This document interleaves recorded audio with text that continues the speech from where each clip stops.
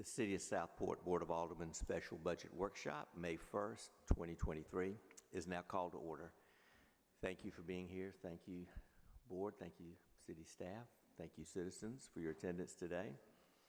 Hope everyone had a good weekend. We were certainly blessed in Southport. We had Arbor Day on Friday at Taylor Field, and I'm telling you, Randy will tell you what a great lecture that was on our longleaf pine. And the Forestry Committee should be commended. And then Saturday, of course, Nature Fest, again at Taylor Field, and we had Forestry Committee beautification, we had Southport Garden Club, and other representatives of our environment, and so that was a wonderful event. And we also had the car show, and the town was quite festive. They allowed me to pick a car. I was happy to do it, and I picked a 1967 Austin Healey, had a Carolina blue tint. And I looked up the Austin Healey, and you would not believe how many TV shows and movies the Austin Healey has been in over the years. And everything from the Clint Eastwood movies and Magnum Force, American Graffiti, The Wonder Years. So it was a very prolific vehicle. So I was happy to be able to choose that one. And then had Art in the Park on Saturday at Franklin Square Park. So it was fantastic, and our police and our fire department helped coordinate the car show, and things went well. I think our merchants were happy. The sidewalks were open, and so it was just a wonderful day, so we're blessed. For our invocation, I will call on Reverend Alderman Lowe Davis, and this will be followed by our Pledge of Allegiance. So please stand.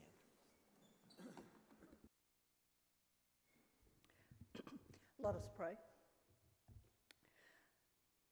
Creator God, we thank you for the blessings of this day and all days here in Southport. We ask that today you guide us to have open minds, open eyes, to discern the best path, the best and right decisions for the benefit of our city. Amen. I pledge allegiance to the flag of the United States of America, to the republic for which it stands, one nation, under God, indivisible, with liberty and justice for all.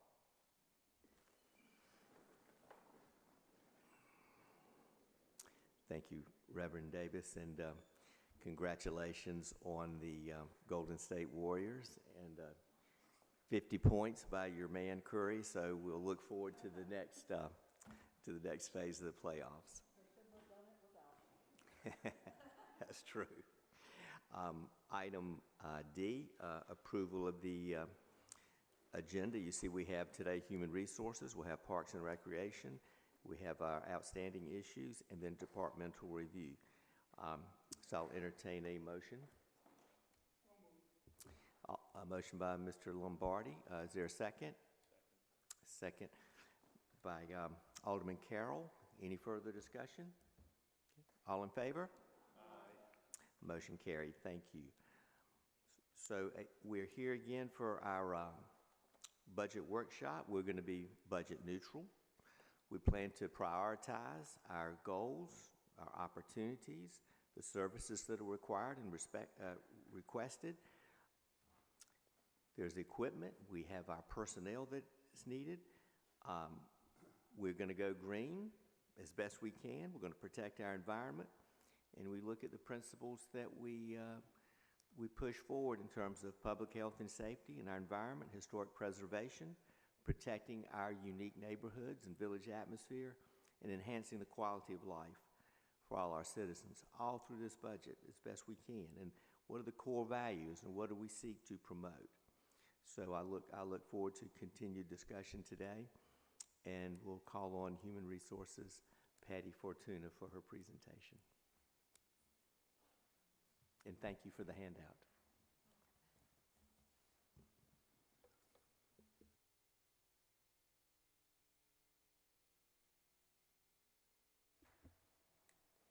Good morning, everyone. So with HR being a new department, I wanted to provide some requested information first, and then go over some of the items I've been focusing on, and in the last 6 months, what's been accomplished.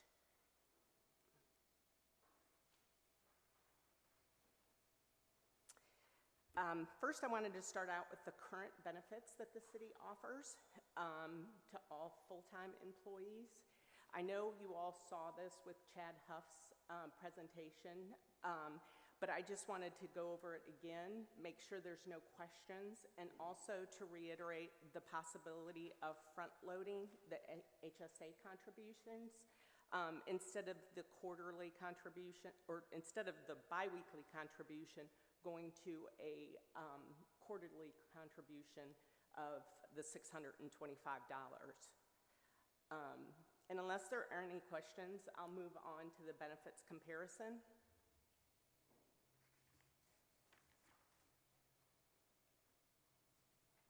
So I used the county, Oak Island, Charlotte, and Sunset Beach for the comparisons.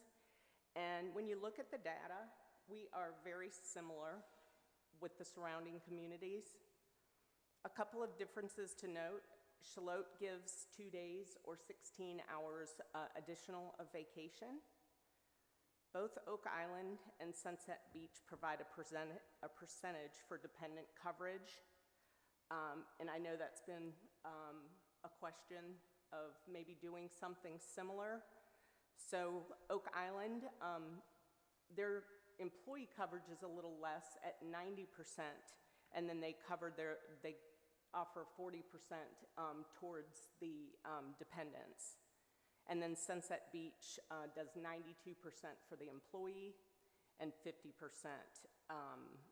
for the dependents. And then Charlotte provides a longevity bonus, very similar to ours in dollar amounts, and that's paid out around the Thanksgiving period. And honestly, in summary, I feel like our benefits package is very competitive. We have not had an issue attracting talent in the 6 months that I've been here. And based on all the data that I've been reviewing, we are competitive. Any questions? Yeah, I have a question.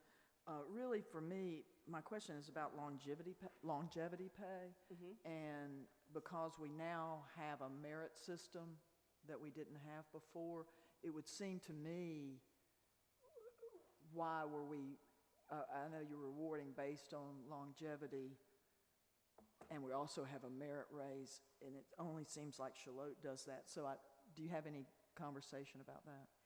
We haven't too much. We were really trying to determine if we wanted to continue with longevity pay and maybe go to which I'll be getting to, the employee recognition, doing like year of service awards instead of longevity pay. So that's kind of where the last that we've been speaking of it.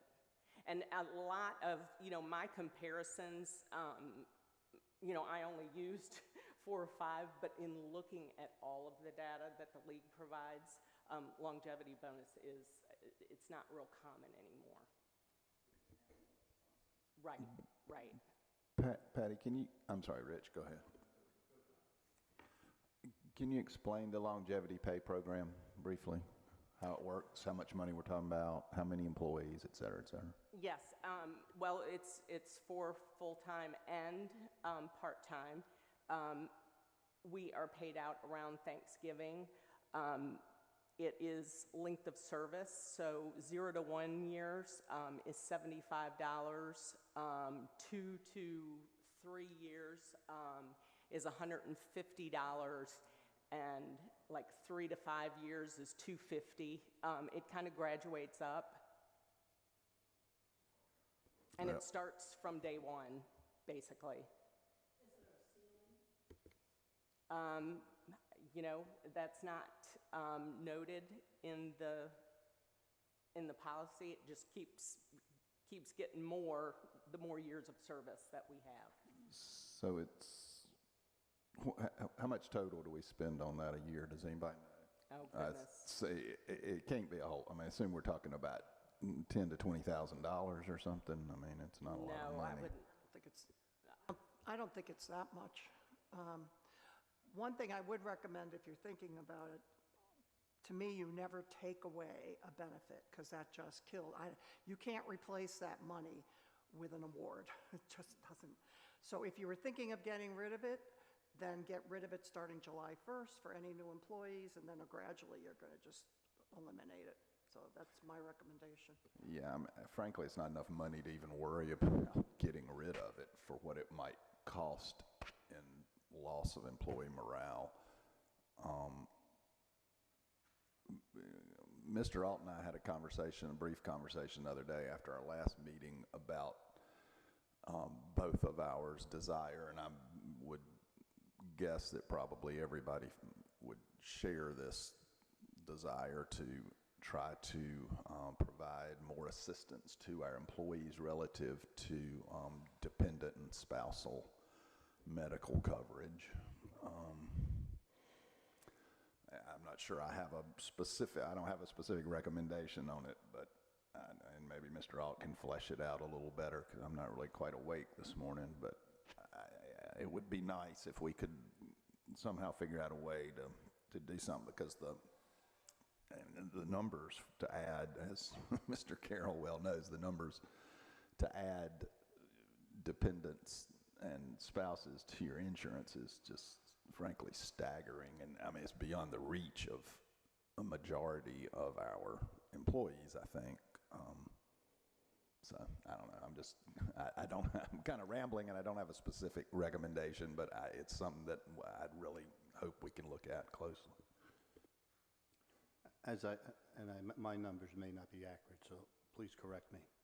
If we're truly interested in families, as opposed to just hiring single individuals, I think we need to look at what what Sunset Beach and Oak Island does.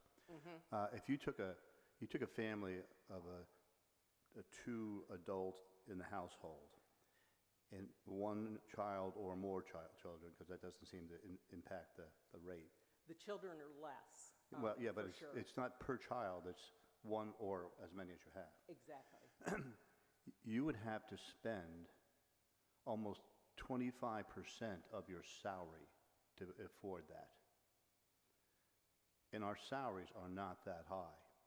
So how in the world would you ever be able to live anywhere on the remaining money that you have? And as I'm pretty sure there'll be some salary increase this year, it's never going to catch up to the inflation rate. Okay, so we're pretty sure of that.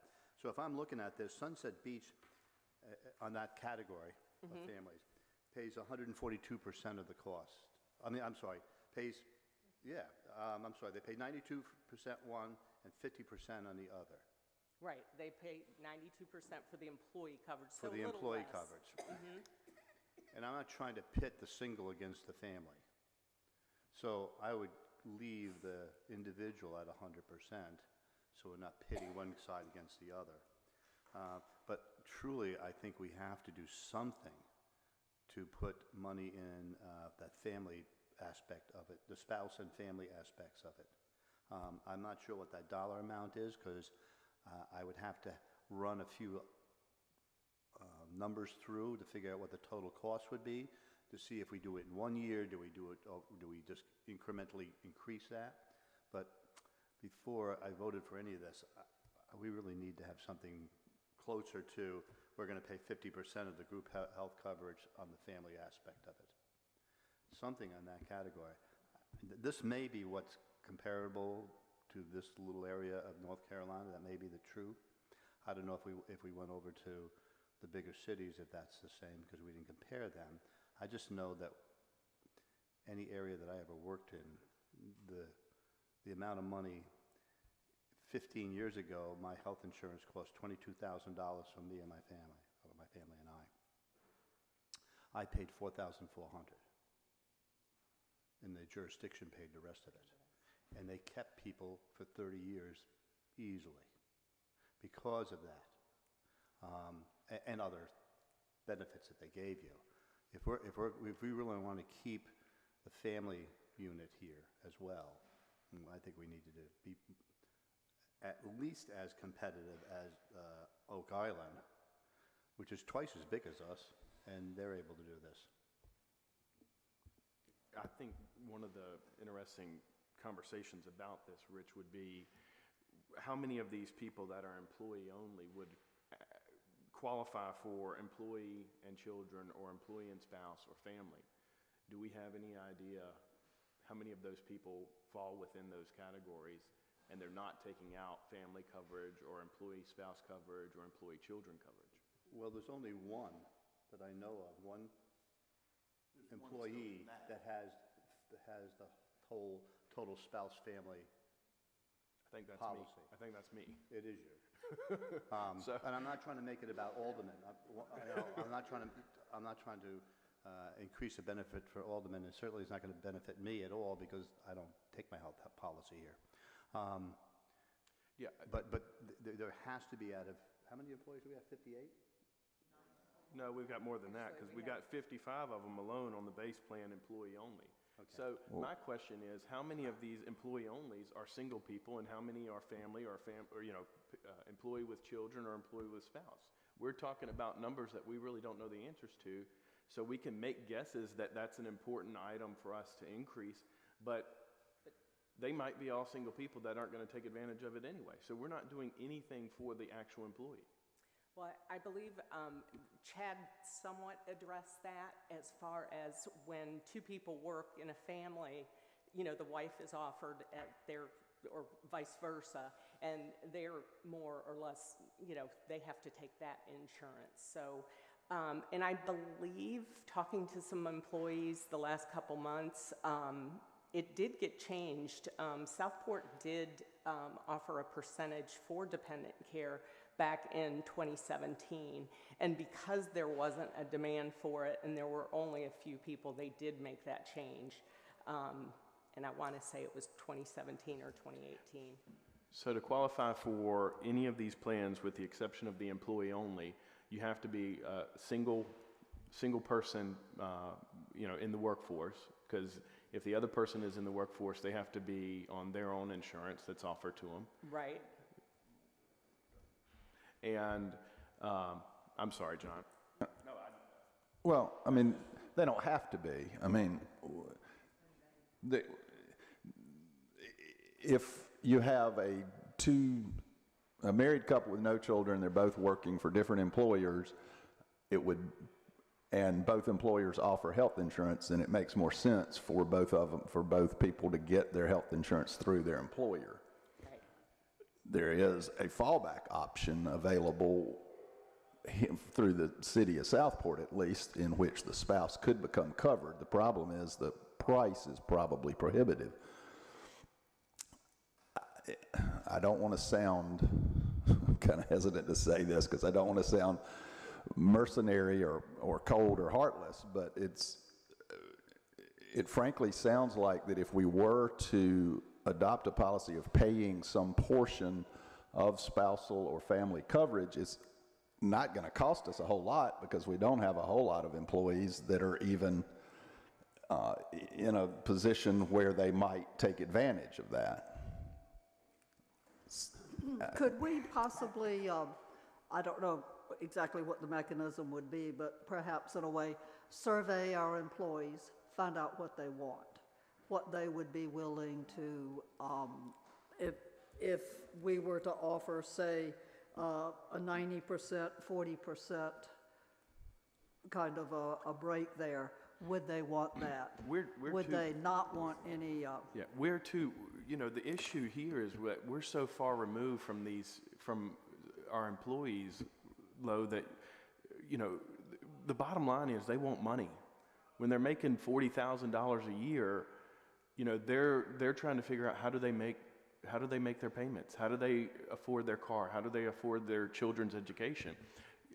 Sometimes this kind of stuff takes, for us, it's we're looking at it from our perspective, but this is the kind of stuff that takes, kind of a backseat to getting everything else. Understood. However, a survey would tell us a whole lot more about how they want their money used, or what they want from us. Yes, they want more money, but insurance coverage does translate into more money in many ways, and or it's- not less money. It's not an either-or situation either. We're not sitting here saying, all right, should we give them a raise or should we improve our insurance coverage? I mean, that's not what the discussion is. I think that I don't know that anybody could say that that this board hasn't done everything it possibly could to raise employee pay to the highest possible level.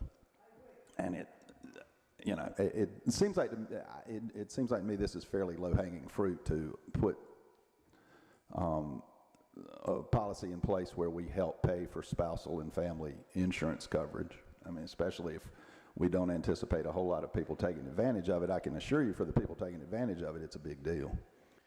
And pay is taxed, and insurance is not. So I would agree with John that this is not an either-or situation. We're going to give some kind of pay bump to people because the inflation rate, regardless of what you may hear, is at least 10%. Okay? And we're not going to match that. I mean, nobody's matching that.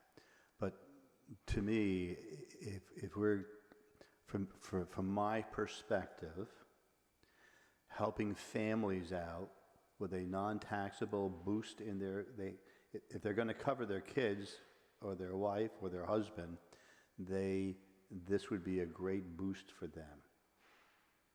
And it keeps employees here for a long time. And I just find it hard to believe that we have kids out there potentially not going to go see a doctor because it's going to drain the bank. When I found out that Brunswick County, I heard of this years ago, that Brunswick County was only paying for the worker. I couldn't figure out how they could get an employee. I don't know how you do that. On a deputy, I'm just going to use police, on a deputy sheriff's pay, how the heck do you have a family in that environment? I don't know how you do that. And I think this is not going to be solved overnight in one fiscal year.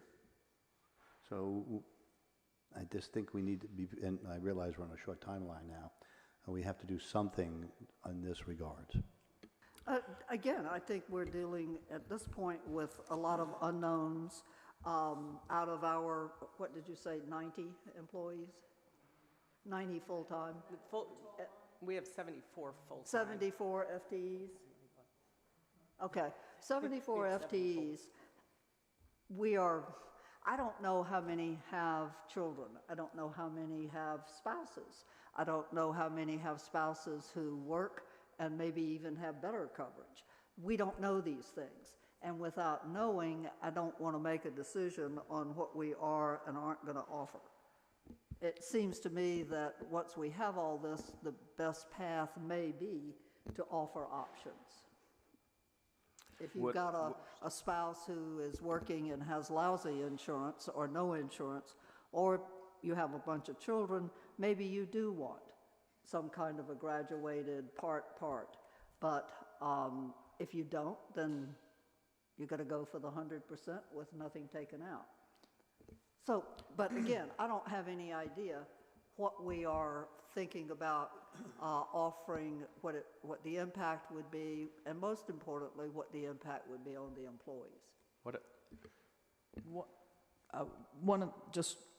One of the things that in this conversation of not knowing the answers to all of these questions is that the impact overall on our benefits package, the cost of our benefits and the cost of our insurance, because some of that is impacted by the demographic of the age of the employee and all that. Is that correct or no?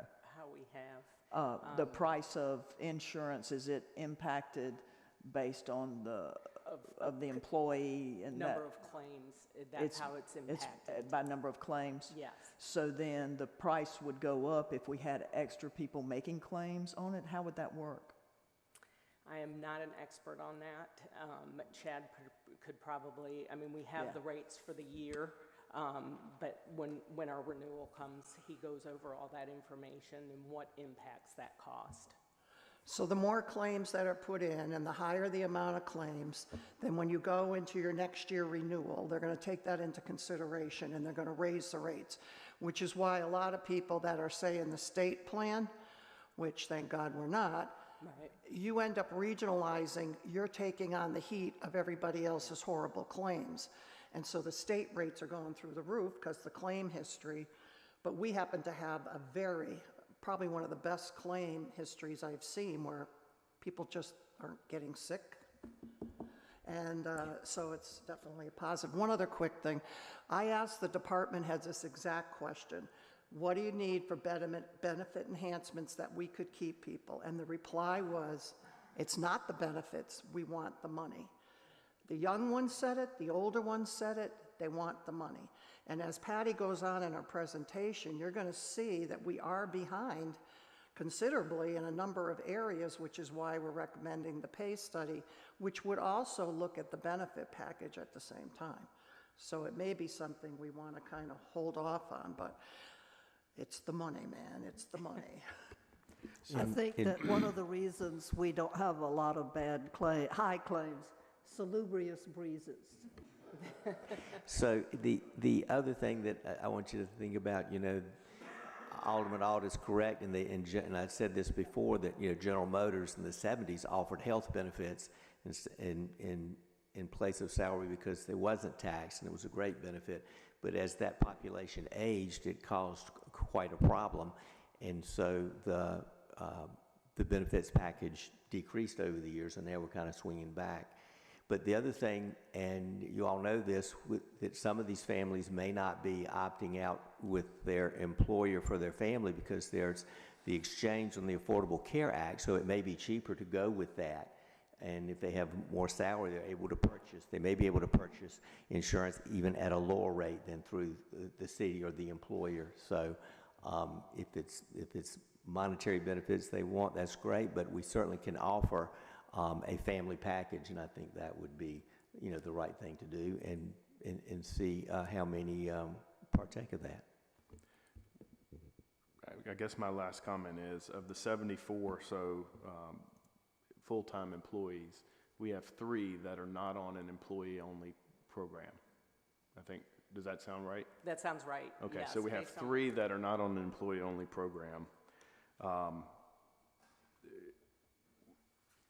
Offering something just to say we offer it and people not taking advantage of it is really not a benefit.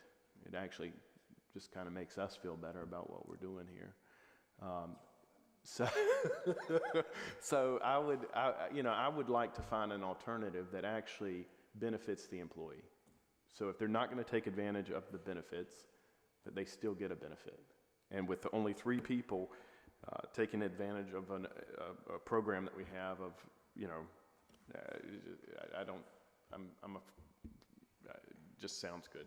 No, I'm fine with proceeding, like we're going to proceed on with a wage study anyway, right? And it's going to include benefits, and maybe as part of that it can include some employee survey about, you know, health care and family coverage and spousal coverage, and, you know, if it's a problem and that kind of thing. I'm fine with doing that. I just think it's something that we need to look at and make sure we're handling appropriately. Okay, that's what we'll do, and I agree. We'll look into it, and we can move on. Excellent discussion on health insurance. You know, that's one of my favorite topics. If I was in charge, everyone would have health insurance in this country, and would have some sort of benefit, so that there is no barrier to health care in this country, and we're working towards that. All right, Ms. Patty, continue. So moving on to the salary comparison, I added the public sector average and private sector, where applicable, to the positions. I won't go through each position just due to time, but you can see in the difference column with each position, the red, that's the concerning area, because that means our minimum or our hiring rates are lower than those around us.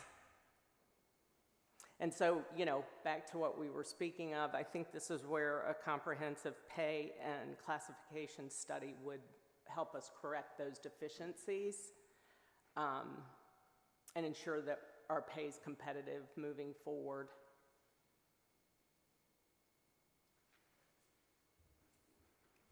And the next page is more of the same, just more position comparisons.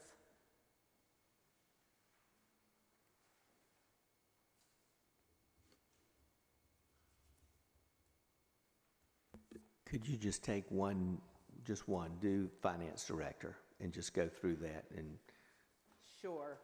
So, Brunswick County, we have, what we start our minimum hiring rate of 70,147. We are 36,873 lower than that of Brunswick County. That minimum hiring rate is 107. And then Oak Island, it's about, the difference is 8,800. Charlotte, 1,900. We were a little bit higher than Sunset Beach. Their minimum hiring rate for the finance director is 69,000. And then the public sector average is 90,000. So I think that's a good one to look at. so we would want to, at least with a comparable size population, scope of work would be close to, probably wouldn't be Brunswick County, but it certainly would be an average with private sector and Oak Island, Sunset Beach. So we are under. In your estimation, we are under. Maybe not 36,000, but we are under. Right. Okay. Right. And, along with the pay study that I'm recommending, the job descriptions get redone, so the scope of the work and the benefits comparisons too. That's all part of that.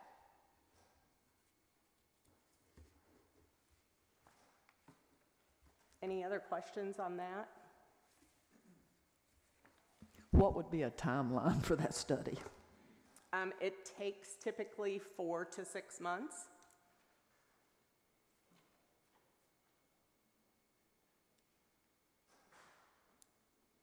Anything else? So lastly, I want to review just some of the HR initiatives accomplished in the last 6 months. I implemented a new background and drug screen process in the first 30 days, actually, just to ensure our hiring practices are compliant. Personnel files for our current employees had to be redone to also ensure compliance. We were out of compliance on both of those areas. Engagement surveys have been completed in the finance department and fire department. We're going to continue on in May with the police department. And honestly, the feedback we've received has been extremely helpful through those surveys. One of the questions as far as being satisfied with compensation and benefits, we've got very positive feedback. Exit interview process was designed, and of course encouraging exiting employees. There haven't been too many since in the 6 months, but encouraging them to come in and provide that feedback. I can't make exit interviews mandatory, but we can encourage it.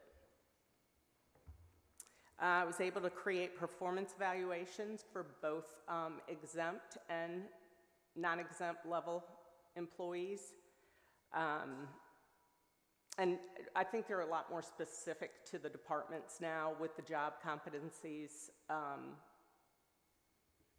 And then I was able to conduct training for the department heads on writing and delivering the performance reviews, which is happening in May.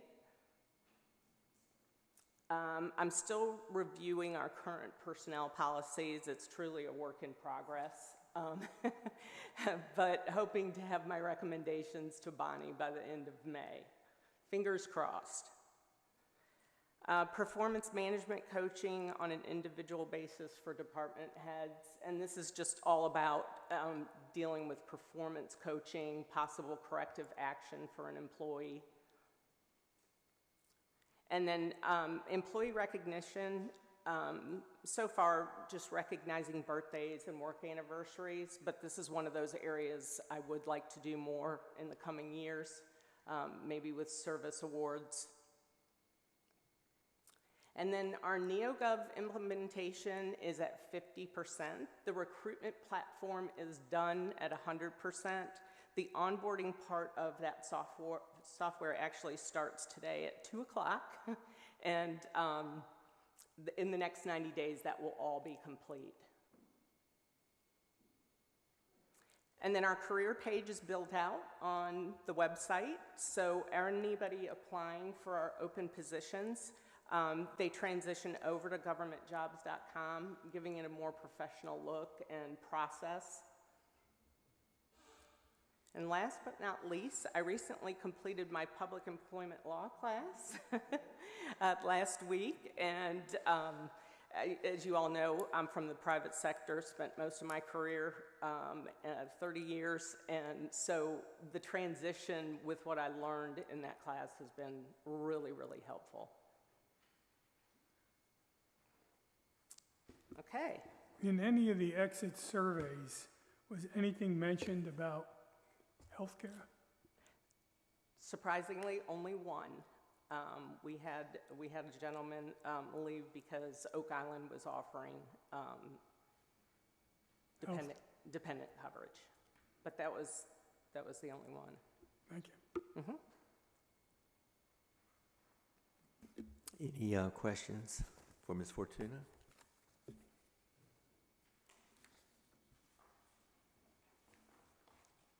That's it?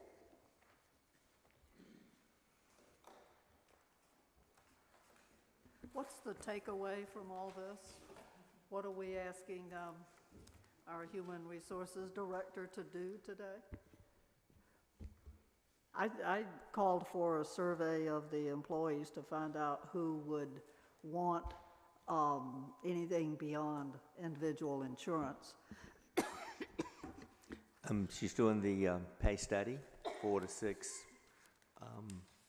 months there. And if you look on this last page, the HR initiatives is quite robust. I think that is fantastic. The policy review, the personnel files that you're looking at, how people can look at our website, and it's more professional and more robust to gain employment with the city and that type thing. So, and the fact that you're improving your own skills by taking that class, I mean, it's all very, very commendable, and it's a lot to do, and it's a growing process. But I think if we look at the health insurance policy, and we look at get the pay, if we get those two things right, that's a huge accomplishment right there. And then as you go down the list, and even recognizing birthdays and service awards and that type of thing, all very, very good projects to move forward. So thank you for this. And getting back to the insurance, I would rather see a real competitive salary and us staying out of the insurance business, and just give them a competitive salary and let them do what they have to do.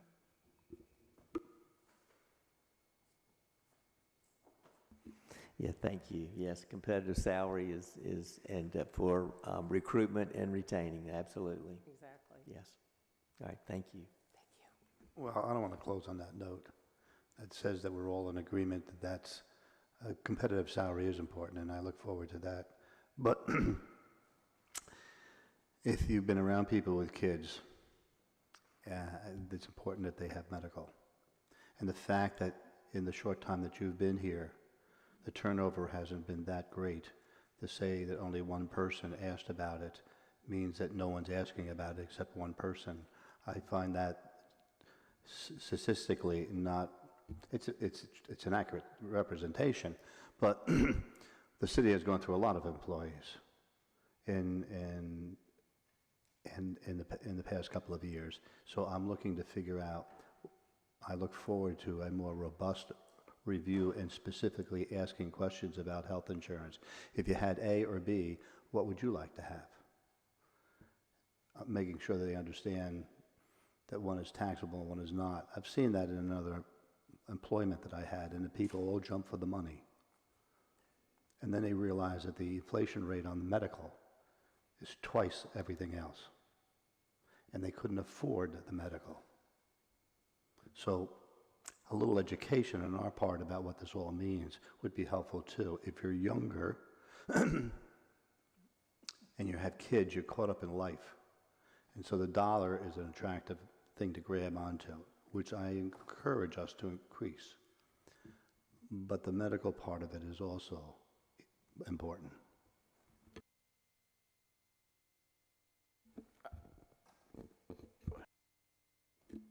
Thank you. Thank you. Yeah, it's the benefits of being employed, getting a salary, a good competitive salary. Health insurance is one of the, it's truly a blessing to be able to do that, and it's a great benefit in many ways. Just to be a part of an organization, just the joy of being part of the city of Southport and this family atmosphere that is here that I've noticed even before I became mayor.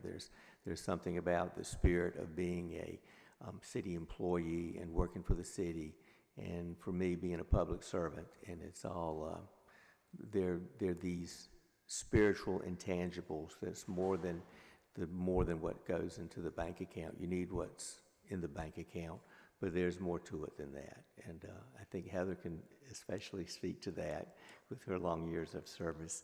So I'll call on you, Heather Hemphill, our Parks and Recreation Director.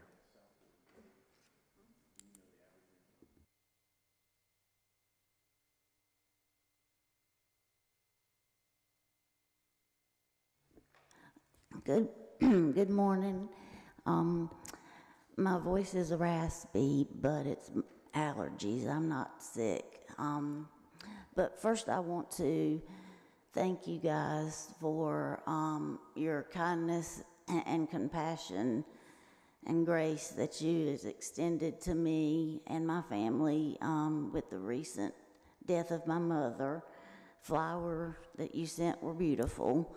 And also, I was her primary caretaker for 2 years, and again, the staff and the board allowed me to be that for her. So, first of all, I do want to thank you very much for that. With our Parks and Recreation for this year, we did complete the 5-year master plan, so that is a big part in guiding kind of our budget requests for the next 5 years. And, it helped identify by the public the needs that the citizens were interested in. So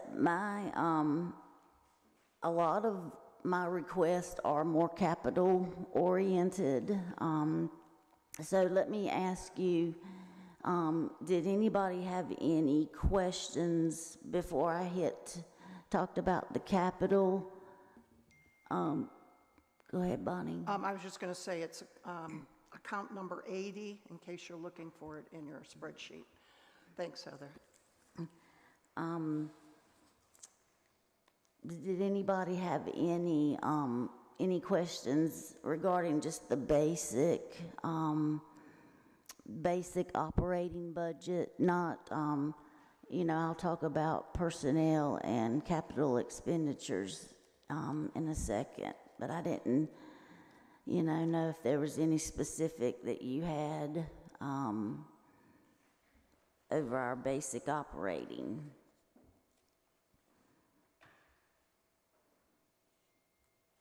Pretty much salaries, everything as the general recommendation of the cost of living.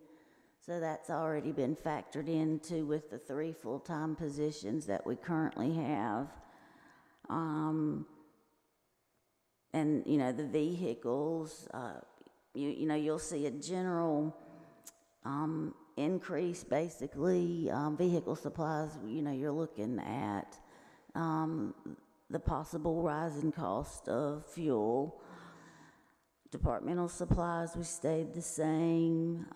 Travel and training, we went up a couple of thousand due to an increase in a full-time position. Utilities, you know, that's kind of history-based. Contract services, you know, that's based on our concerts and movies in the park. They come under that, or any IT contract that we have.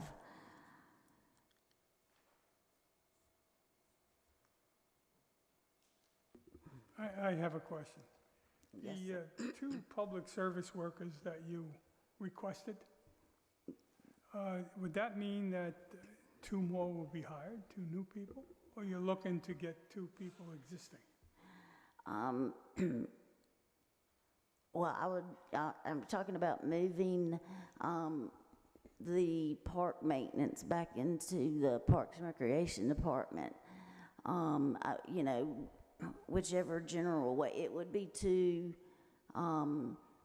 positions, new positions, but it would, you know, not mean that somebody that's already existing in employment couldn't apply for that. Does that? But there would be 2 new positions. Yes. Adding 2 people. Adding Yes. 2 people. And in the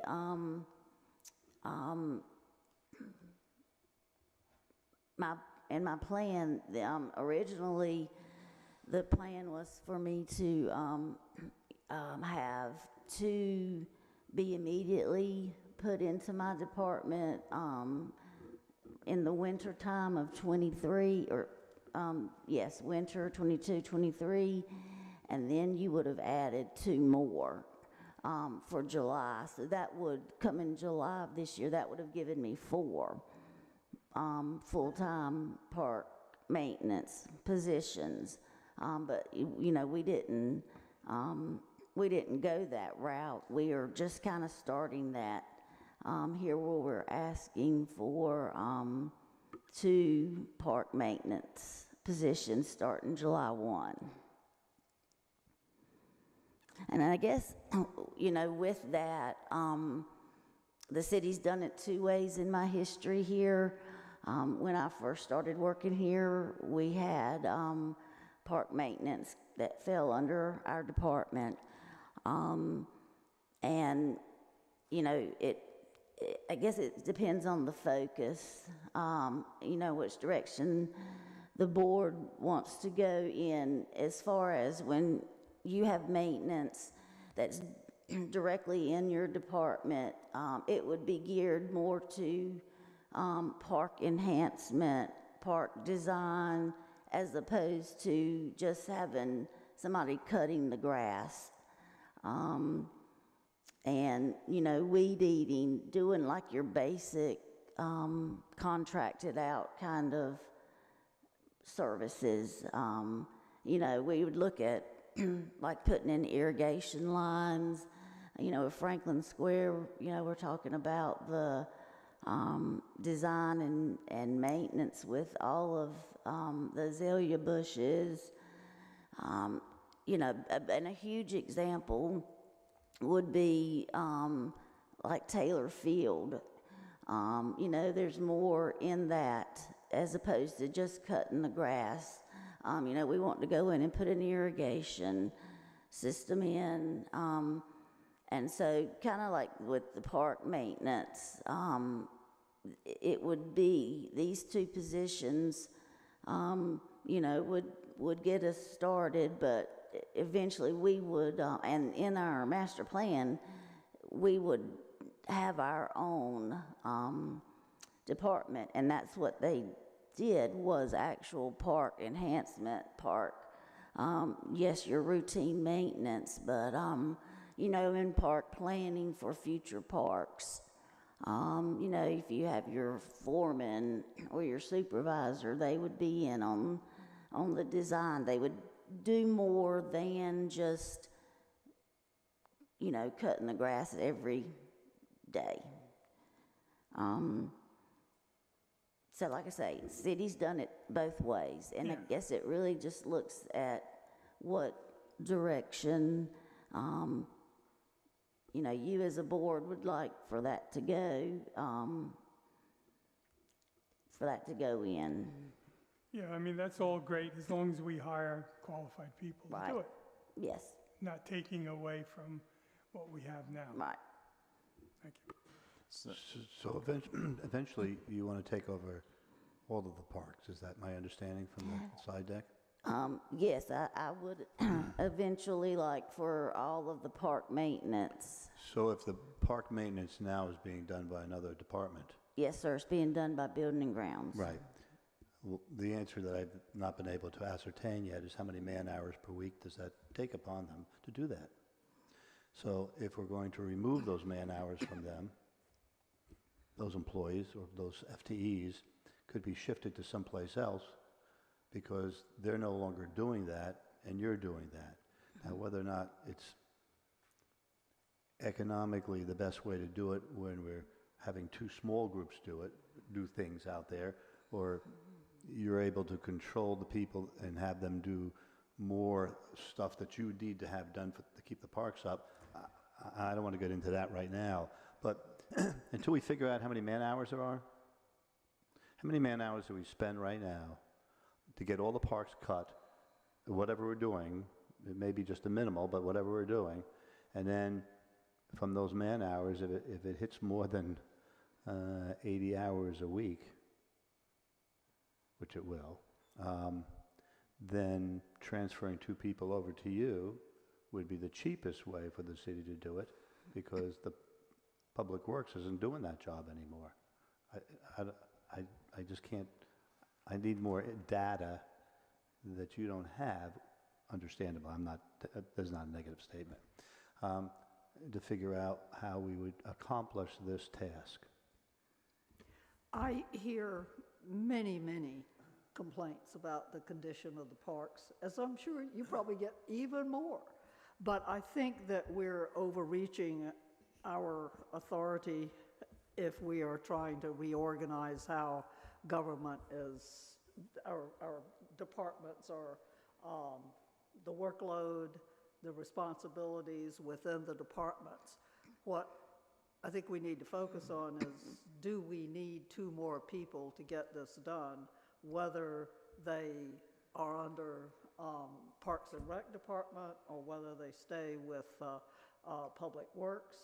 I don't know, and I don't think that's up to us to decide, but it sure does seem like we need more people, because after hearing some of the complaints, I've visited some of the parks, and they really do need a lot of work. And I don't think it's because anybody's slacking off. I think it's because the workload is too great for the number of people that we have and for all the jobs that they do have to do. So what we are focusing on then is, can we afford to add 2 Public Works employees? Agreed. What are the personnel that are needed to get these jobs accomplished? Because this question came up under the cemeteries from the 421 workshop as I was reading last night.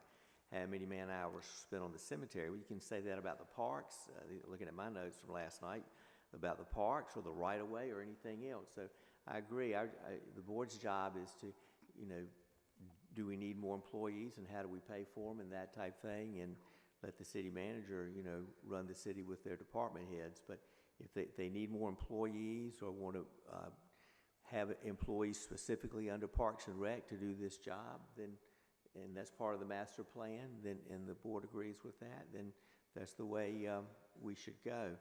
But we definitely need the personnel, whether it's the parks, the cemeteries, the right-of-way. These are all important.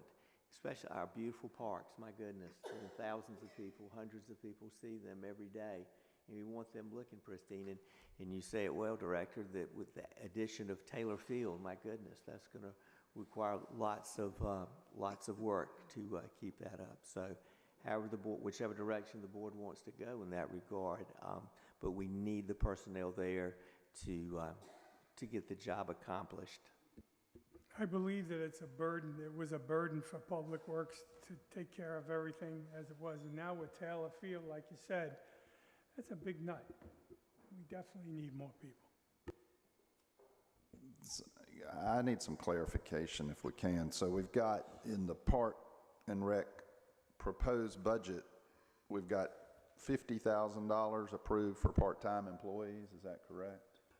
Yes, but that's for her recreation part-time employees. Yeah, correct. That's not for any That type has of nothing to do maintenance. with maintenance. Okay. That's for, like, people. Even though that number's doubling from what we spent this year? It's a lot.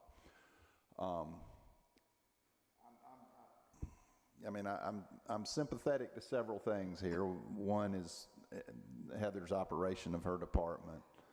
And I'm sympathetic to the fact that the parks need more maintenance work, and I mean, everything else needs more maintenance work. I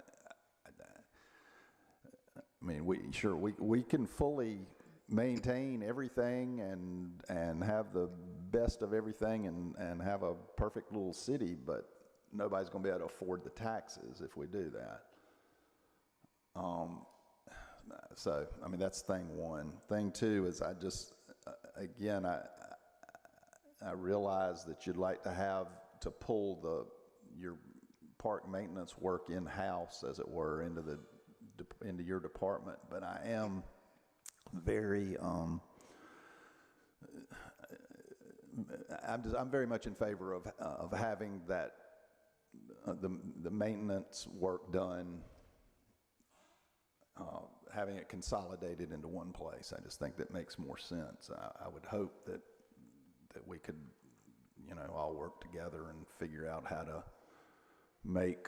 how to get the maintenance done to an appropriate level, even if it involves, working between two departments.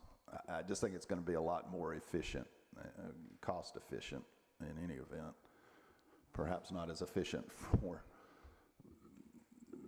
the department heads, because it's going to require more probably meeting and talking and coordination and all that. And I know that takes time and nobody's got a lot of time, but I just think we're better off to have a consolidated maintenance situation. I think we're forgetting about, if you have it separate too, you're going to need more equipment, because each department is going to want their own equipment. They're not going to be ferrying it back and forth. So we've got to figure there's going to be some equipment also.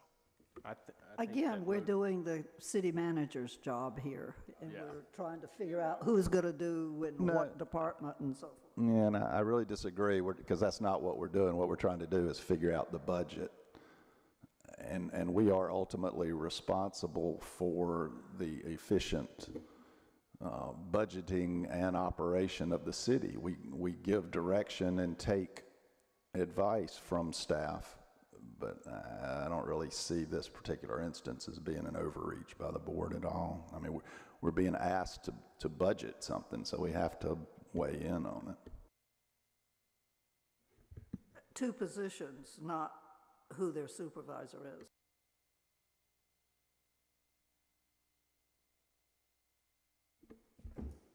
What do you think, Bonnie? Well, I think as I presented to all of you, it's a mixed bag. I've seen it done both ways, as Heather said.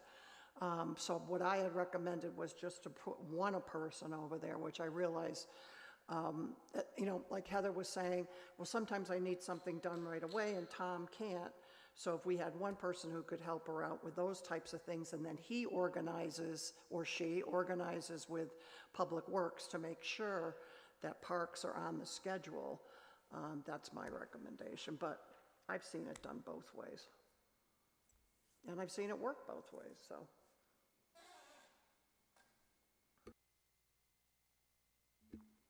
It seems like the But what she's asking is that the director, and if make sure I'm paraphrasing correctly, that you want to put the maintenance of the parks under Parks and Recreation Department. Correct.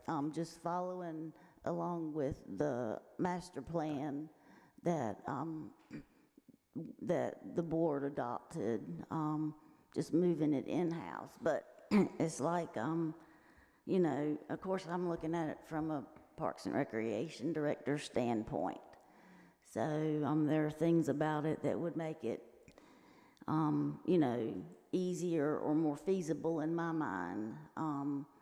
So just like Bonnie said, I've seen it done both ways. Sometimes I think, you know, coming from a Parks and Recreation standpoint,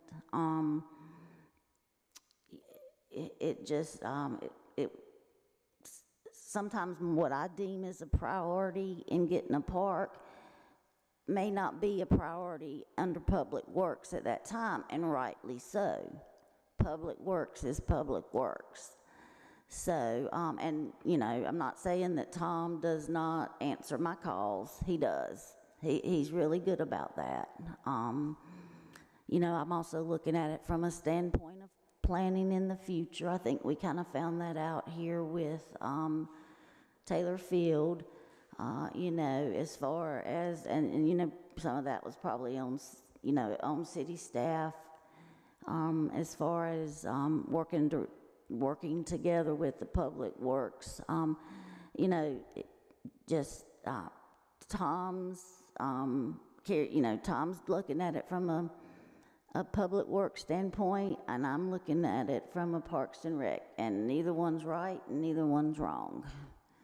So I just, you know, I'm not saying that Tom and them are not doing a good job, because, you know, they are. They're just, you know, probably areas that I notice, you know, because that's my job to notice. But I can put a work order in, and he does it, you know. It's just circumventing that whole area. You were going to discuss the capital Mm-hmm. items. Okay. Before you do that, I'm sorry, so I'm still confused. What's in the budget now? What is in the budget request for Parks and Rec? Are there 2 new part-time positions? No new positions are in the budget. No, their justification.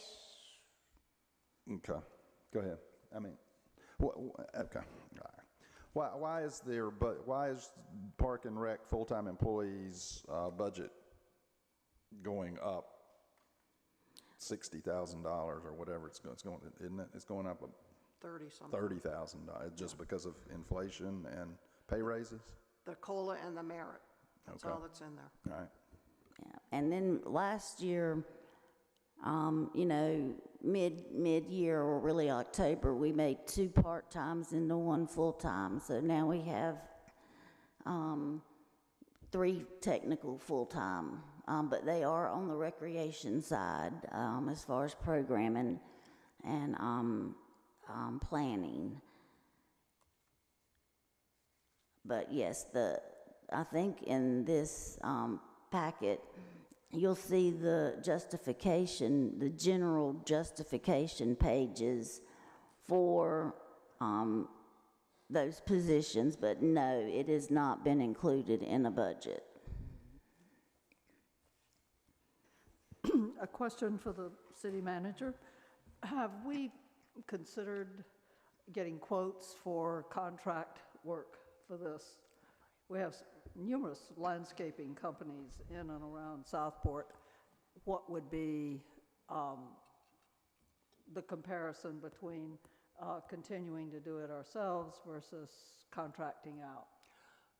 We have not specifically for Park and Rec. We did for cemeteries one time, and we got 0 bids.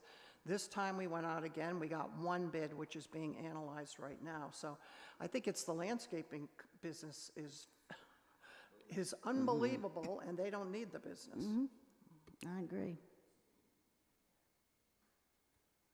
So again, it's my understanding, Heather, that a park and recs assistant is what you were asking for. That's part of it. And that the two workers would be coming over from public services, so there wouldn't be an increase in cost. Is that correct? There's no... That's my recommendation, that's not Heather's. Okay. Well, as long as someone I read last night. You did. I think I read that regardless. So I will not say who the author is. I read last night that 2 public services workers at no increased cost. Yeah, and I'm not opposed to that recommendation. But as we know, it came from the city manager. Okay, so that's where that comes from. So if that's clear to the board, that and that the director of Parks and Rec is as part of the master plan is to putting maintenance of the parks under that department. Yes, sir. And we haven't even got to the cross bracing of the city pier yet. Right. Anyway, that's coming next. Are there any further questions or discussion about the maintenance of the parks?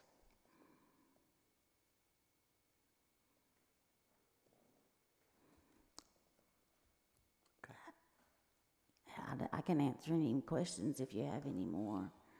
Go into capital, Heather. Okay.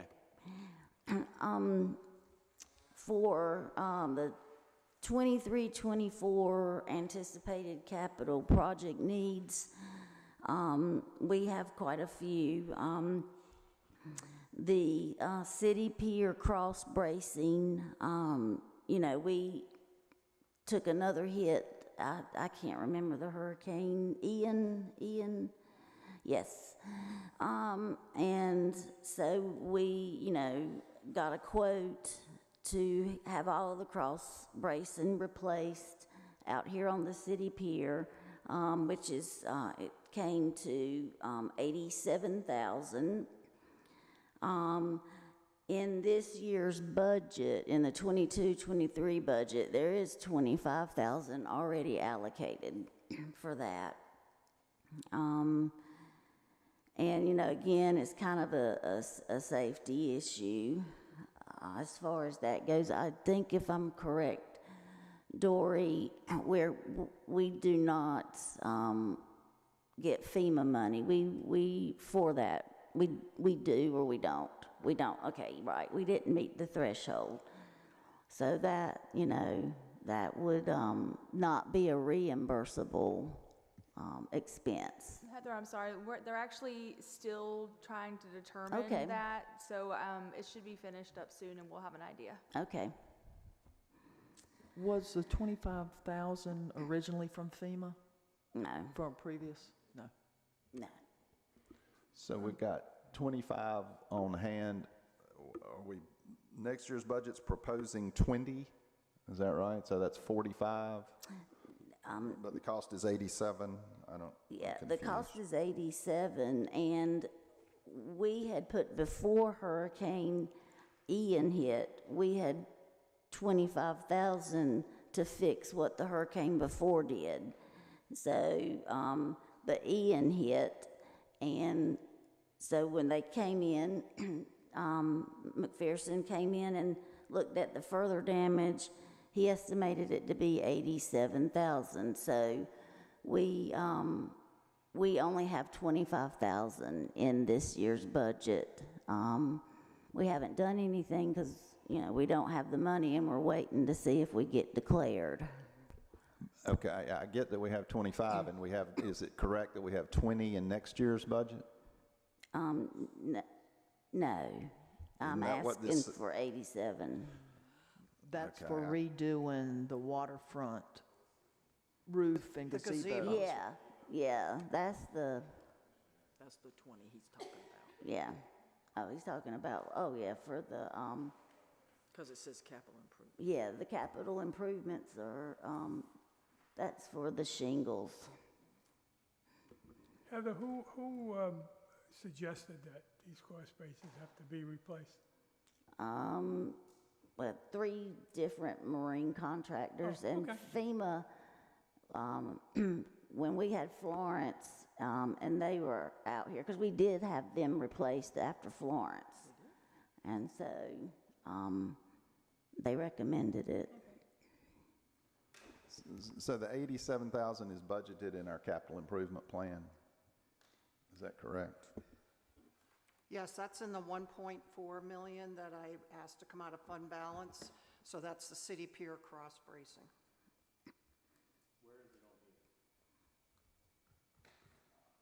It's not in the budget, it's a part of the capital program, the 1.45 that comes out of fund balance just to pay for capital. So like the master plan, the patrol view, the building surveys, that's in with that group, not in the operating budget.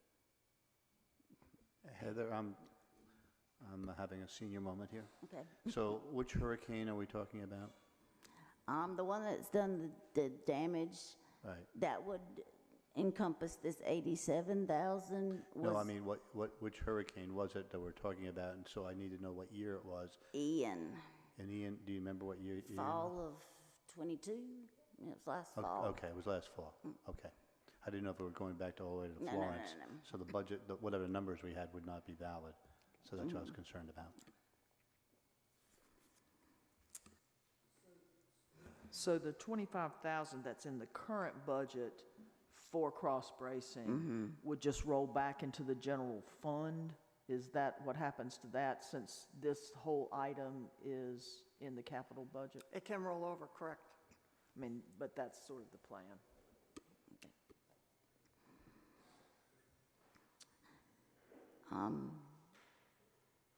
Do you want me to go to the next item?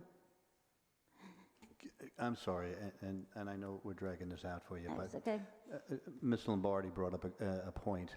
If we get 2 employees, however we get the 2 employees, there's like a $53,000 additional investment for the equipment for them to use, is it not? You're talking about the worker? Yeah. Yes. Okay, so I want to make sure that we're not going to give you 2 employees. We didn't budget for if we do 2 employees. We don't skip giving them equipment to do their job. Yeah, it's, Because sometimes that has happened in the past where we went one way and we forgot to actually eventually vote on something. yes, sir. Yes, I think it was 53,000 something in your packet. I just want to make sure we kept that thought connected to the Right. people. Okay.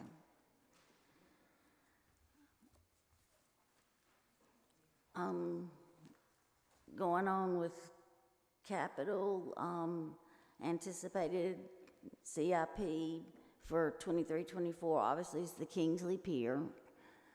We know that FEMA has allocated $221,000 for that project.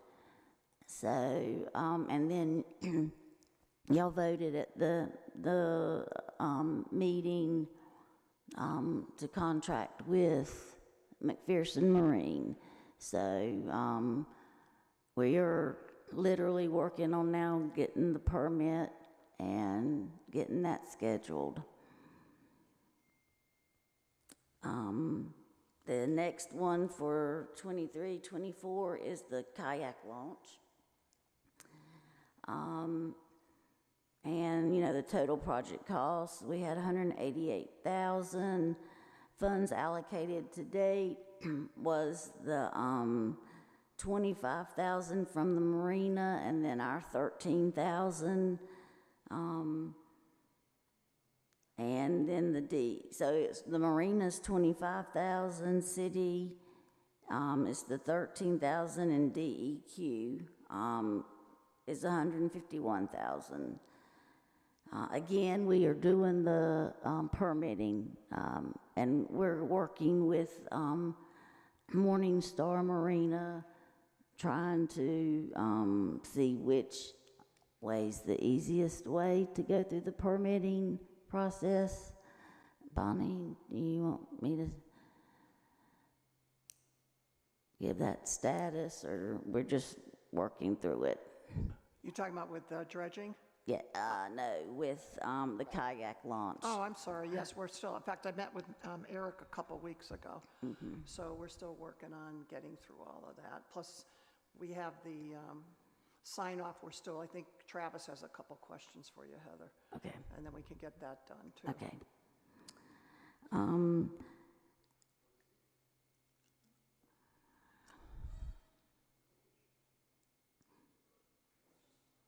Yeah, it's just the process. Then moving on another project is the Southport Waterfront Shoreline Stabilization. It's an ongoing project. I know we have the $5 million that's already been allocated to date. I think the board decided on the length of the shoreline that we were looking at doing the project, and I don't know if anything has been added or changed in the last 3 weeks, that we're still status quo with that. Yeah, I think Chris Creed thinks that the survey should be all completed, I'd say, within the next week or two. So then we can go on to the next steps and have an update too, probably involving Bob Jarvis. Okay. My recollection was that we agreed to have the whole thing surveyed. That's correct, yep. But we did not agree as to the exact linear footage that would be done. Right, that will come back Okay. to you Right. when Chris That comes goes again. That brings up a kind of an interesting conversation that I had recently about, we talked about 2 areas of this shoreline that are private towards up the river, but we didn't talk about the skirt lots or the, what are they referred to? Water skirts along Bay that are also private. Do we know what that would look like? Well, 2 things. One, Chris is doing the entire area, and then he'll come back. You guys have to decide. But interestingly enough, I finally got a response on what that money can be used for that we receive from the state, and we can use it private and public, which I was kind of surprised about, but that's the answer. So that's going to be your decision to make. That's the legal issue that was resolved, and Correct. you sent that information out to us. Now it's only the political, ethical issue that has to be resolved by By the the board, legislators. correct. Okay. And I wouldn't be surprised if there's little pieces of land along here that are private, that the engineer will tell us that if we don't do those pieces, the pieces on both sides will collapse. So I'm comfortable with doing that, and I don't want to put words in your mouth, but Alderman Mostel and I have talked multiple times about a potential stopping point going upriver, in which from that point all the way up, it does not touch or have impact on city property. It would only have an impact on private property. And that's the longer debate that we should have later on. Is that in keeping with what we talked about? Thank you.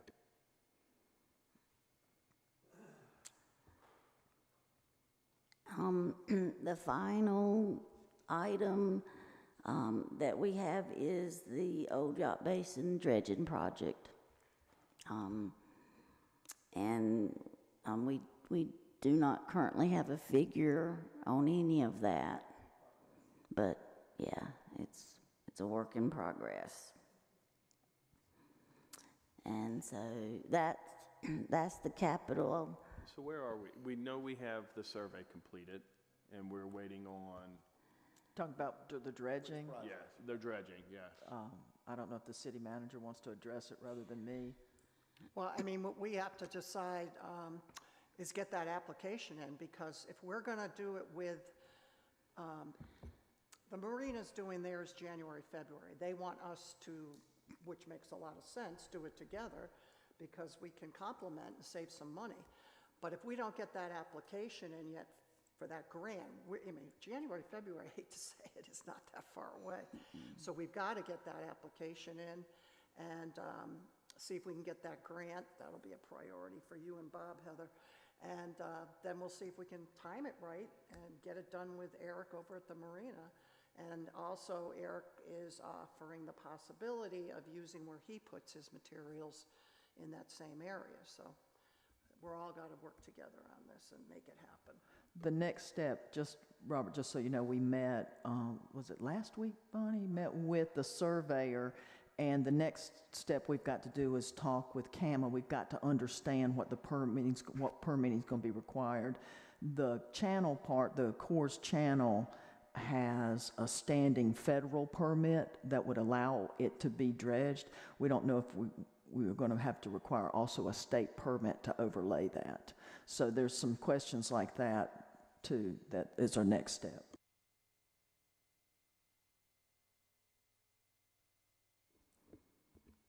Okay, Heather. That's all I've got. Any further questions for this struggling young lady with laryngitis from allergies? All right, thank you. Excellent Thank report. you. We'll take a 10-minute break. That's a good ploy to get your budget approved, Heather, by the way, to come up sounding so pathetic.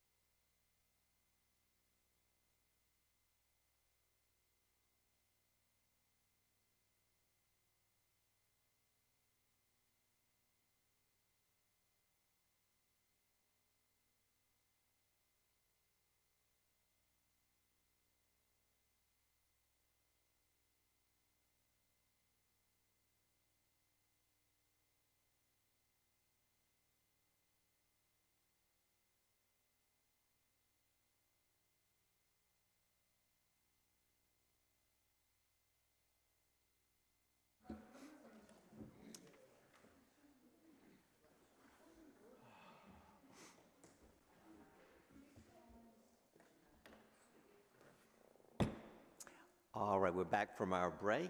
Thank you. And next on our agenda, it could be, has a double meaning, outstanding issues and outstanding issues. So I'll call on our city manager.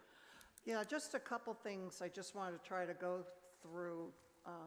And I realize this is not by any means the final decisions you're making, but for example, right now I have a 5% cost of living raise and then merit raises are in there. Are you okay with that, or is that something you wish to change? That's going to be one issue I need to have resolved. And you have this list is in your packet, decision, it says decision items. It's in the packet Dory sent out last week. HSA funding, which is the timing. Right now, we give the city's amount in January, and we are talking, a lot of the employees have said it would be good if they could get it earlier than that because they have to reach a certain deductible before the HSA kicks in. So we were talking about perhaps doing it quarterly. So just in case an employee leaves, there might be a way to, not have to go chasing after that. So that's another item. As you discussed today, the money to the employees towards spousal health coverage, if you care to do that. I know we've got some work we got to do on that. Capital items, you need to make some decisions, new positions. And then one of the items that had come up when I was talking to people about benefits was, right now we have a gym membership that people can use, but there is a copay of $25 or $35 a month, and is that something the city wished to pay for? But then I find out we only have 3 people who even take advantage of it, so I don't think it's worth it. Who's that available to? Huh? Who's that available to? As far as I know, just the employees, right? If you have health benefit? Does Robert count? That's Yes, because it's part of the health benefit. Oh, sweet. Hit the gym, baby. Yeah. Let's see those guns this summer. And I know there was a question on ABC revenues, so we did raise that, Brandon, to what, 625? Yes, Yeah, but you never did hear back from them, right? I did hear back from Oh, you them. did? Okay, so we raised it to 625. The pay study, which I would highly recommend, that's in the budget. And then again, longevity, and those are some of the outstanding items that's in my head. But however you want to do this, it's my first time doing it with this group. If you want to go to department by department, or it's up to you, however you do it. It would be helpful. I appreciate the document that you sent out, the summary of requested. Yep. Summary of items requested in the budget. If we could, it would be helpful to me if we could get a little bit more streamlined version of that with the items that are requested but not proposed in the budget, a more streamlined version of those items, what the cost is, and more importantly, what the impact on the tax rate would be. If we can we do that? Because I don't know, some of this summary that you sent out, there's check marks next to some of the items, and I don't know, some things are already in all these aren't things that are not in the budget. Some of them are already in the budget, apparently. Yes. The check mark is just to show you a different department, that's all. So everything is not in the budget right now except for the pay study. And I think that might be it. I'm just looking here real quick.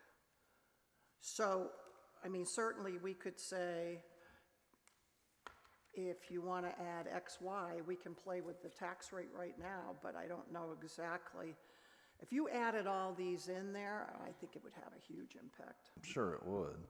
So is the $250,000 for stormwater planning in or not in the budget? Nope, that's part of capital. Okay, already budgeted in the capital improvement, okay. That's Yeah. okay. That's the 1 million for it, I've taken out of fund balance. Again, I'd really like to see a real concise list of the new budget requests that aren't in the proposed budget. You mean each of these items, you want to know what the impact on the tax rate would be if you added everything? Not in summary, but item by item. Oh, I see what you're saying. Okay, got it. Yep. So, looking at it last night, summary of our items requested in the budget, and it goes administration, building and ground, streets, like, for example, the dump truck replacement, that's already in the capital. So that's already in there. Stormwater's in there. HR pay study is in there. Police, 2 new vehicles.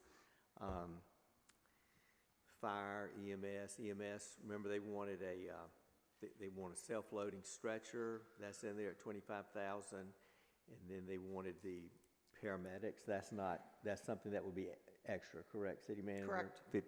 They're $53,000 salary each plus benefits, plus $15,000 for the equipment, so these are the things you're asking the board to look at to see if they want to include in the budget and whether or not budget would remain budget neutral, or whether there would have to be an increase to pay for these. Yes, all the new requests for personnel is the one that's going to add to your tax Right. rates. And I can itemize that. I know what you're saying now, John. Can I ask a question about the 2 patrol vehicles? We were leasing vehicles, but are we Yeah. purchasing vehicles? No, we revised that. We had that wrong, so we've revised it into a lease so that a large amount of the capital came out. Okay.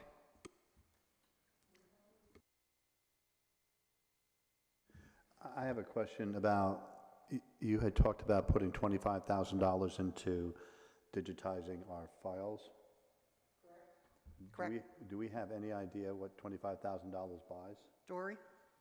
Compared to whatever we have, which I'm not even sure we know what we have. At the first or second budget workshop we had, I included a quote that I received from one of the companies, and there was a breakdown of what it would include. At the time I requested the quote, I contacted Brandon and Tanya downstairs to see if they could capture kind of how many boxes and file cabinets we had down there. So it was based on that request. I thought we would get those done first and then move on to the storage unit that we have. Dory, can you resend that to them? I'd be happy to. Okay, and I guess my next question is, has anybody that's currently employed here put their head in the storage locker to find out, is it filled to the rafters, or is it a few boxes, or do we have any idea volume that's in there?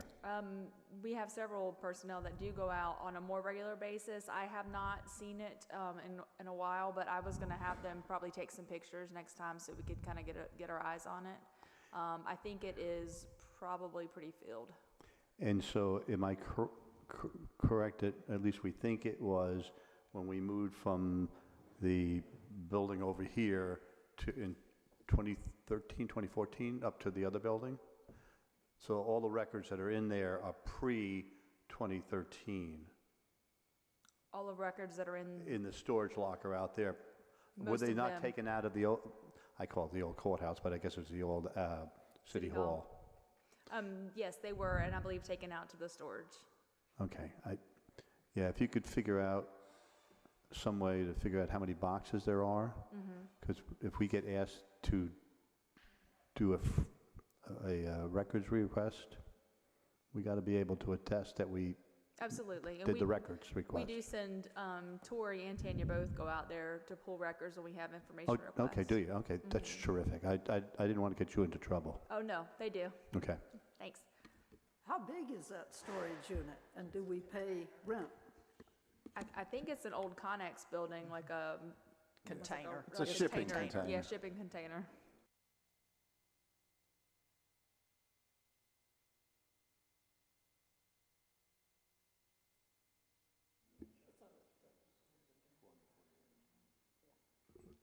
Bonnie, I have a question. Under administration, is this in addition to our IT person now, or would just be one person? There'd only be one full-time person. There'd be no consulting. So right now, there's $46,875 in Right. across all the budgets for IT consulting services, so instead there'd be one person, Okay, full-time. thank you. And when you've got the chance, I don't know if you have looked at the contract yet, with all the other things that are in front of you, is the contract written in such a way that response times are not within the contract? Or, in other words, could we, if we had to, could we write a better contract that would have better response time as opposed to hiring a new employee? I don't even know if there's a written contract with her. There has not been. We brought it up last year. She sent me a draft of one, and then honestly, with everything, some of the leadership in the city changing and whatnot, I think it's gotten lost in the shuffle, but she's never had a contract with us as far as I know. But I would recommend, if it ends up we're not going to do full-time, then I'm going to go out for an RFP and see what else is out there. That's exactly what I was looking for. Yeah. It's because, once again, our contracting history is interesting. And the fact that we don't have a contract with an employee for over 17 years to say that if I call, it's 5 days later for your return phone call would fit within the agreement, because there is no agreement. And that's how long it takes sometimes for me to get a return phone call when I'm stuck in the thing, the brick that they gave us doesn't work. So I applaud you for looking at potentially looking at an RFP that would have things in it.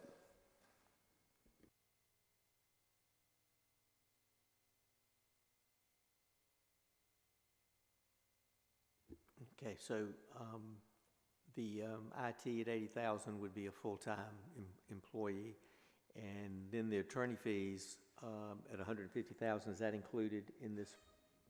It would include for Brady Herman, but also for The the development. development if we ever need Okay. somebody. But actually, Brady's firm does that. Okay. So I'm going to go through them. Okay, all right.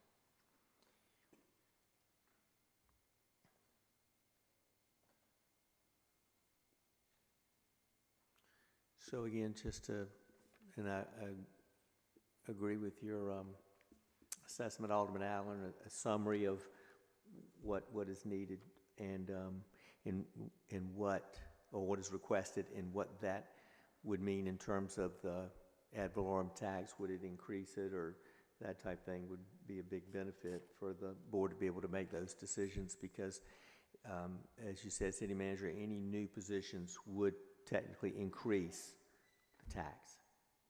So the 2 paramedics or that type thing there would have to be an increase in the tax rate to pay for those.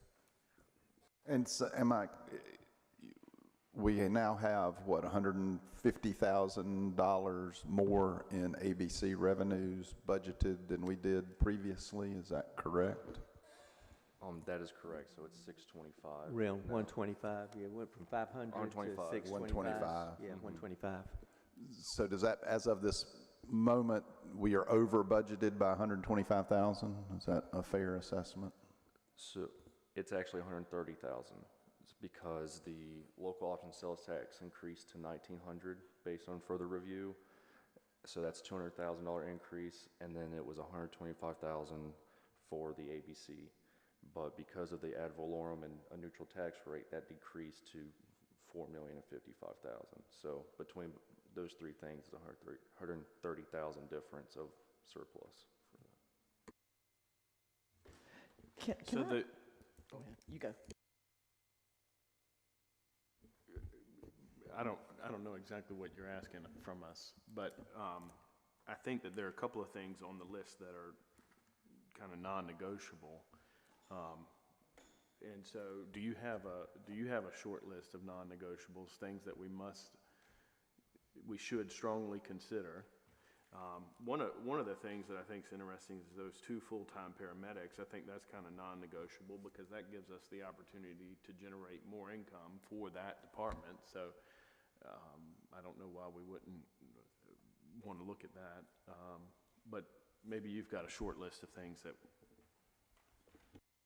Before you answer that, yeah, maybe, I think that's a great idea, and I think maybe if the when you come back to us with some additional information on the individual budget items and their cost of being proposed, could there be some prioritization of that by you, or?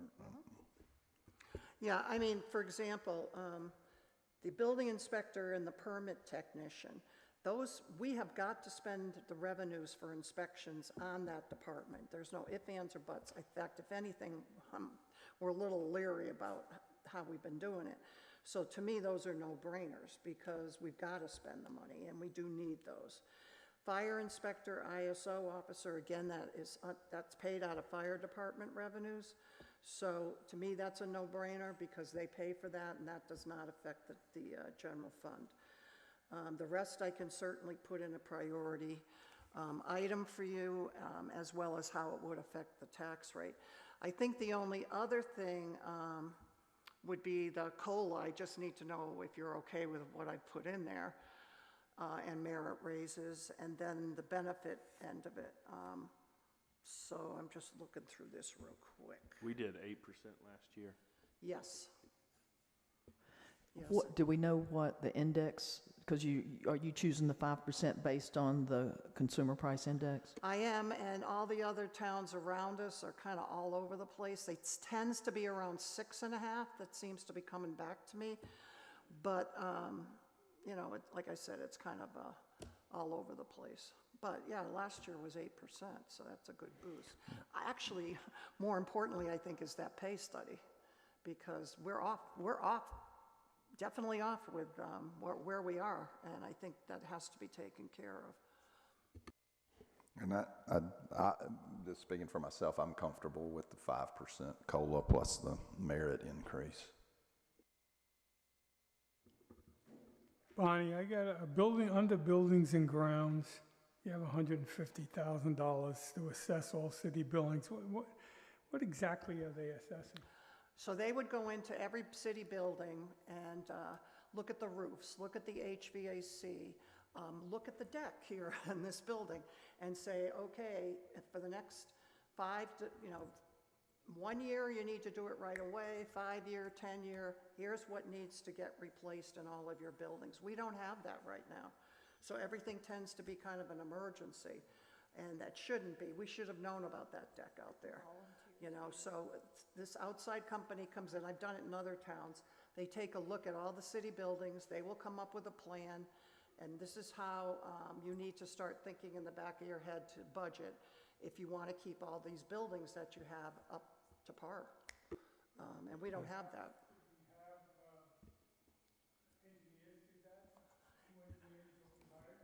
I don't think so. They don't have that kind of expertise to do that. But I think 150 is high. We did get that quote, but I still think that's way too high. I'd say we'd be more like 100, something like that, maybe, if that. So if you wanted to cut back on that, I don't have an issue with that. But I still think it's something that needs to get done. Yeah, this is really crucial. Think of what happened 2015, the City Hall, you know, they did not have a program like this, and it was like sick building syndrome. I mean, that's what happens with all these facilities, and so it really is a preventative, it's a public health point of view, and we need to do that with whether it's equipment, we keep our personnel healthy, we look at our buildings and make sure that they are, whether it's a roof or the floor, look how beautiful this floor is. I mean, so the upkeep and maintenance and whether it's 150 or 100,000, whatever it takes to make sure we're keeping up with our facilities is important. So this is more like a reserve study. Yes, that's a perfect way. In fact, we just did it where I live. A firm came in and did that exact thing, and so now the board over there has a complete plan for the next, I'd say, 10 years, what it's going to cost to keep these buildings up, and that's when our HOA dues went up. Dang.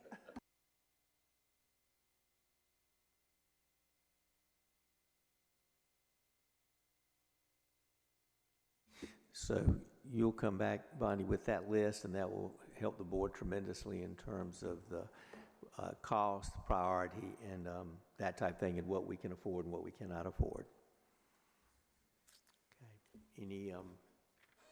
any further questions for the city manager on that?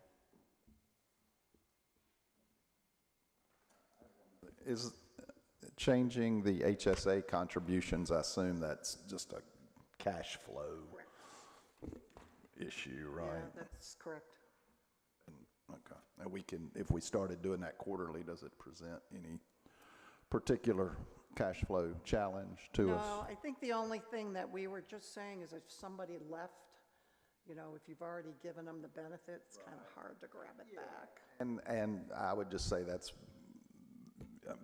typical everywhere. I mean, when I remember I worked in Mecklenburg County, and they actually gave us I don't think it was some benefit anyway that was funded. Maybe it was HSA, but they gave us some money in lump sum up front for the whole year. And there's always a lot of discussion about what happens. That if somebody could get the money and resign the next day and leave, but people come in other times too. So I don't.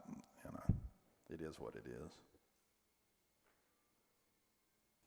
Could we get an updated budget that reflects all of these changes that you've said as far as revenues and different things? If you could just... I actually have organized it. I did yesterday, and it's ready to go out. We just wanted to get through this meeting, and then it was going to be delivered today with page numbers. Is that going to be, are you emailing that?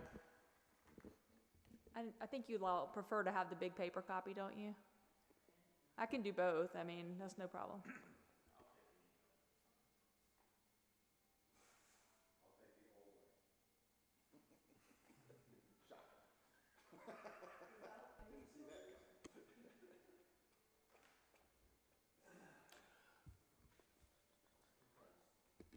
All right, so is there, until we get a new, get this list and that type of thing, do we need to go department by department, or do y'all want to, we'll just schedule let's schedule another workshop with this new information, and then we will, so we know that we have a workshop scheduled this Friday.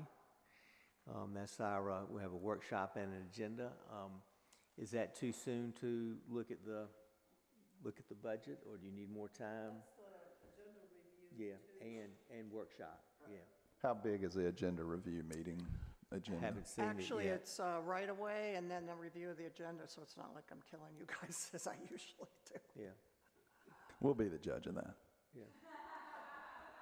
So if that's all that's on there, we can either do it then, or we can schedule, and we have our board meeting the 11th. So if you want to do a budget meeting a week from today, would that give you enough time? Yeah. How about the 9th instead of the 8th, if I could? Okay. If we could. Yes, absolutely. Which is a Tuesday. Tuesday the 9th. Okay, 9 o'clock, is that good? Yep. Is that good for y'all? Okay, why don't we do it May 9th?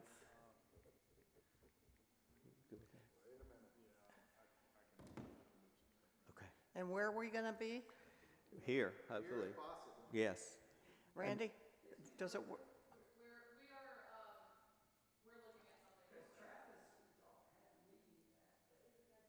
Well, we can move Travis. Just kidding, just kidding. I'm sorry?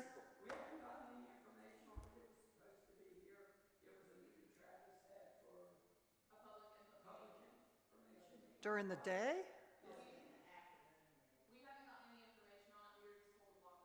Dory, can you just text them real quick? Yeah, we'll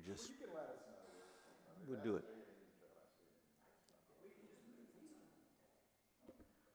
I'd like to request that we actually do it maybe 2 days beyond that. I may have trouble That's getting the, there on the 9th. That's the Board of Aldermen Okay. meeting. Maybe the 15th or the 16th? Too far in the future. That's too far out. We got to do it for them. The 10th, then? What's wrong with the 9th, 'Cause Alderman Davis? She's had surgery. She's having. Yeah. I don't know if I can get here. How about the 10th? That would be a little easier. Okay, 10th is completely open, and that's got that Wednesday, the 10th. 10th, I don't get out of the hospital until Monday. Just to let you know, the 9th is available. Travis was supposed to cancel it, and he forgot. yeah. Oh. There goes that merit raise. Oh, darn. Just kidding. If it's- Just kidding. Strike that, please. If it's Wednesday, the 10th, I would need maybe after 12. Or 12 or after. So an afternoon meeting? That's fine, afternoon meeting, if y'all are you, I would appreciate that very much. What time, like 1? John, you can't. Are you okay with that? Yeah, I'm good, I'm kidding, Okay, I'm just fine. kidding. Is that Tuesday, Wednesday, when is it? Wednesday, the 10th. Wednesday, the 10th at 1 PM here? Yes, here. We want all our meetings here as much as possible. Now, the Friday, where are we? Are we at Indian Trail? Okay, all right. So Friday board, Indian Trail, but we will be here on Wednesday, May 10th, 1 PM. Budget workshop.